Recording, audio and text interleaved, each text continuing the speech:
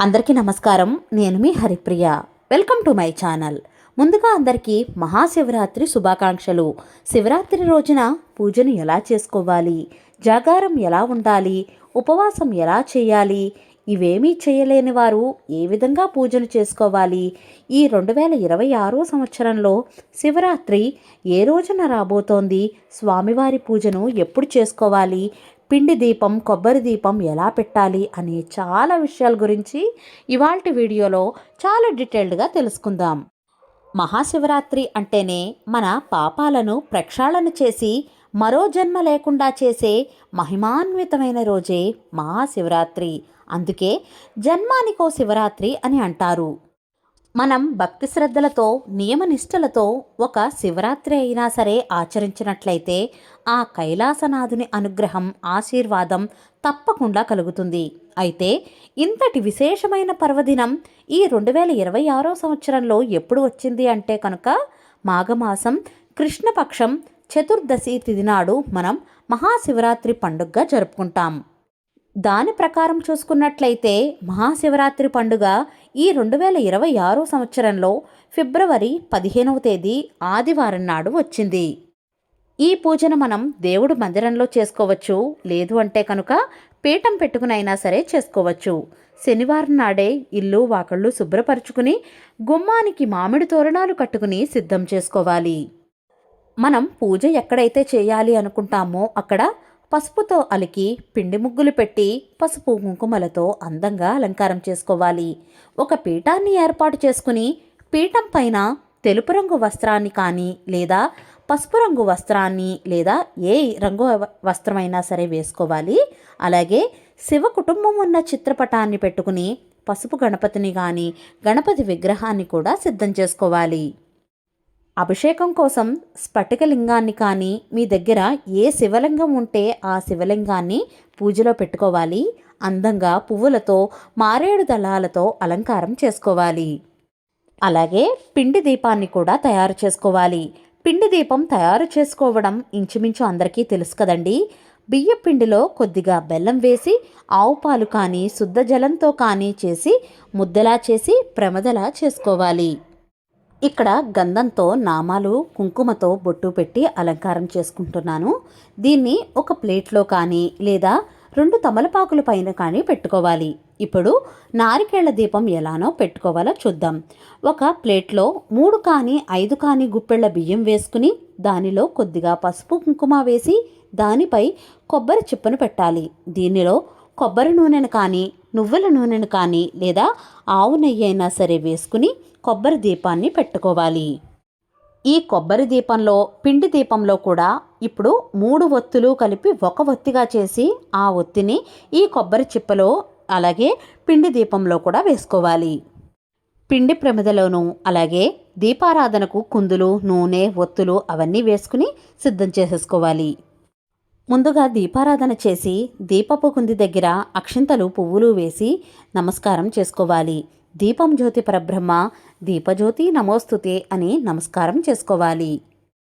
ఆ తర్వాత ఆచమనం చేసి సంకల్పం చెప్పుకుని గణపతి పూజతో ప్రారంభించాలి. మనం ఏ పూజ చేసినా ఏ వ్రతం చేసినా గణపతి పూజను ముందుగా చేసుకుంటాం కదా. ఇక్కడ కూడా ఈ శివుని పూజను మొదలుపెట్టే ముందు కూడా వినాయకుని పూజతో మొదలుపెట్టుకోవాలి.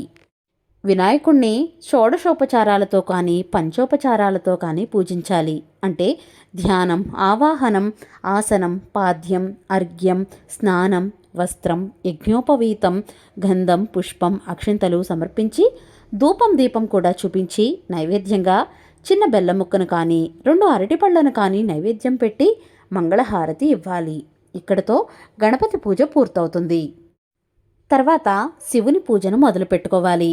పూజను మొదలుపెట్టే ముందు పిండి దీపాన్ని అలాగే కొబ్బరి దీపాన్ని కూడా వెలిగించుకోవాలి. శివుడు అభిషేక ప్రియుడు కదా. అభిషేకం చేస్తే ఎంతో తృప్తి చెందుతారు. మన అభీష్టాలన్నీ కూడా తీరుస్తారు. శివరాత్రి రోజున పంచామృతాలతో అభిషేకం చేసుకుంటే ఎంతో మంచిది.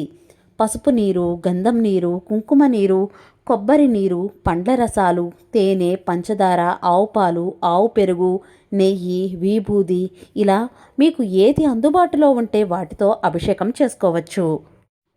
వేటితో చేసినా చెయ్యకపోయినా సరే గుక్కెడి నీళ్లు మారేడు దళం వేసి ఆ నీటిని శివయ్య మీద పోస్తే ఎంతో మంచిది. అభిషేకం చేస్తూ ఉన్నంతసేపు కూడా శివనామస్మరణ చేసుకుంటూ అభిషేకం చేయాలి. శివుణ్ణి ఏ ఏ అభిషేక ద్రవ్యాలతో పూజిస్తే ఏం ఫలితం లభిస్తుందో ఒకసారి చూద్దాం. ఆవు పాలతో సర్వసౌఖ్యాలు లభిస్తాయి. ఆవు పెరుగు ఆరోగ్యం బలం. ఆవు నెయ్యి ఐశ్వర్యాభివృద్ధి. చెరుకు రసం లేదా పంచదార దుఃఖనాశనం ఆకర్షణ. తేనె తేజోవృద్ధి. భస్మజలం మహాపాపహరణం.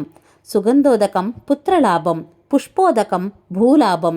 బిల్వజలం భోగభాగ్యాలు. నువ్వుల నూనె అపమృత్యుహరణం. రుద్రాక్షోదకం మహా ఐశ్వర్యం. సువర్ణజలం దరిద్రనాశనం. అన్నాభిషేకం సుఖజీవనం.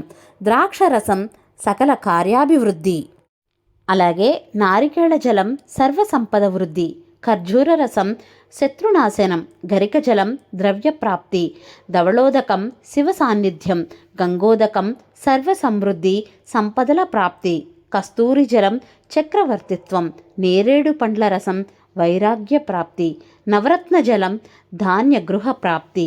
మామిడి పండ్ల రసం దీర్ఘ వ్యాధి నాశనం. పసుపు కుంకుమ మంగళప్రదం.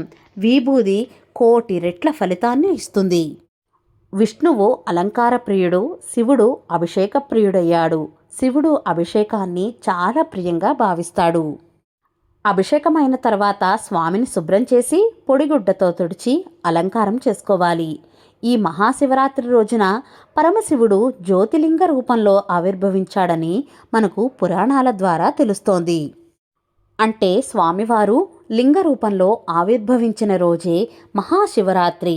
ఈ లోకాన్ని కాపాడడం కోసమే కాలకోట విషాన్ని తన గొంతులో దాచుకున్నారు. ఆ వేడిని తట్టుకోవడం కోసమే అభిషేక ప్రియుడు అయ్యాడు. అందుకనే స్వామివారికి ఏది సమర్పించినా సమర్పించకపోయినా సరే స్వామివారికి నీటితో అభిషేకం చేస్తేనే ఎంతో పరవశించిపోతాడు. ఒకవేళ ఇంట్లో ఇలా పూజ చేసుకోలేకపోతే కనుక అభిషేకం చేసుకోలేకపోయినా సరే శివాలయానికి వెళ్ళి అభిషేకం చేయించుకుని ఆ అభిషేకాన్ని చూసినా సరే ఎంతో పుణ్యఫలం లభిస్తుంది. అభిషేకం చేసుకున్న తర్వాత అష్టోత్తర శతనామావళి చదువుకుంటూ మారేడు దళాలతో కానీ శ్వేతాక్షంతలతో కానీ పుష్పాలతో కానీ రుద్రాక్షలతో కానీ పూజ చేసుకోవాలి.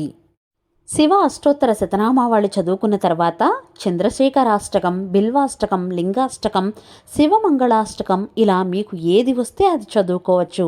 ఆ తర్వాత అమ్మవారివి కూడా అష్టోత్తర శతనామావళి చదువుకోవాలి. ఏమీ చదవడం రాకపోతే కనుక ఓం నమశివాయ అనే పంచాక్షరీ మంత్రాన్ని తలుచుకుంటూ పూజ చేసుకోవచ్చు. లేదు అంటే కనుక హరహర మహాదేవ శంభో శంకర సాంబ సదాశివ కాత్యాయని దేవతాయే నమో నమః అని తలుచుకుంటూ కానీ లేదా నమో పార్వతీపతయే హరహర మహాదేవ అని తలుచుకుంటూ కానీ మనస్ఫూర్తిగా భక్తి శ్రద్ధలతో పూజ చేసుకోవచ్చు. ఇప్పుడు శివరాత్రి రోజున పూజను ఎప్పుడు చేసుకోవాలి, ఉపవాసం ఎలా ఉండాలి, జాగరణ ఎప్పుడు ఉండాలి అనే విషయాల గురించి తెలుసుకుందాం. మనకు శివరాత్రి ఫిబ్రవరి 15వ తేదీ ఆదివారం వచ్చింది కాబట్టి ఆ రోజే ఉపవాసం ఉండాలి. ఆ రోజంతా ఉపవాసం ఉండాలి అంటే ఆ రోజు ఉదయం నుంచి నెక్స్ట్ డే ఉదయం వరకు కూడా ఉపవాసం ఉండాలి. ఇక జాగరణ కూడా 15వ తేదీ రాత్రి జాగారం చెయ్యాలి.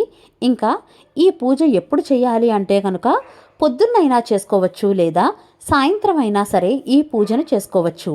ప్రదోష వేళల్లో ఈ పూజను చేసుకుంటే ఎంతో మంచిది.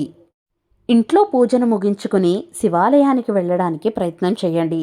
లింగోద్భవం అంటే అర్ధరాత్రి 12 గంటలకు జరుగుతుంది కదా, అది చూస్తే ఎన్నో జన్మల పాపాలు అన్నీ కూడా నశిస్తాయి. రోజంతా శివనామస్మరణతో గడిపితే ఎంతో పుణ్యం. ఉపవాసం జాగరణ లేకపోయినా సరే పూజ చేసుకోవచ్చు. ఉపవాసం ఉన్నవారు నెక్స్ట్ డే గుడికి వెళ్ళి స్వయం పాకదానం చేసి ఇంటికి వచ్చి స్వామివారికి ఏదైనా నివేదన చేసిన తర్వాత ప్రసాదంగా స్వీకరించాలి. ఇంకా ధూపం దీపం చూపించి నైవేద్యంగా పండో ఫలమో కొబ్బరికాయ అరటిపళ్ళు ఇలా ఏదైనా సరే నైవేద్యంగా సమర్పించవచ్చు. ఆ తర్వాత కర్పూర నీరాజనాన్ని కూడా సమర్పించాలి. మనస్ఫూర్తిగా దండం పెట్టుకుని సాష్టాంగ నమస్కారం చేసుకోవాలి. నిండు మనసుతో చేసిన పూజ ఆ బోళా శంకరుడు అందుకుంటాడు. నమ్మకంతో భక్తి శ్రద్ధలతో చేస్తే మనం చెప్పిన ప్రతి మాట కూడా వింటాడు ఆ శివయ్య. మన కోరిన కోర్కెలను నెరవేరుస్తాడు. ఇంకా నియమాల విషయానికి వస్తే ఉల్లి వెల్లుల్లి తినకూడదు, బ్రహ్మచర్యాన్ని పాటించాలి. ఇక పూజాపీఠాన్ని ఎప్పుడు తీయాలి అంటే కనుక సోమవారం నాడు ఉదయాన్నే నిద్రలేచి దీపం పెట్టి ఏదైనా నైవేద్యం పెట్టి ఆ తర్వాత ఆ పూజాపీఠాన్ని దీపం ఉన్నప్పుడు మాత్రమే కదిలించాలి. ఆ తర్వాత దీపం కొండెక్కిన తర్వాత ఈ పూజాపీఠాన్ని తీయొచ్చు. ఈ విధంగా మహాశివరాత్రి రోజున ఆ కైలాసనాథుణ్ణి భక్తి శ్రద్ధలతో పూజించినట్లయితే ఎంతో పుణ్యఫలం లభిస్తుంది, కైలాస ప్రాప్తి కలుగుతుంది, మోక్షం లభిస్తుంది. ఈ విధంగా మహాశివరాత్రి రోజున పూజ చేసుకోవాలి. మీరు కూడా తప్పకుండా పూజ చేసుకుని శివానుగ్రహం పొందాలని కోరుకుంటున్నాను. ఇవాల్టి వీడియో మీకు నచ్చిందా?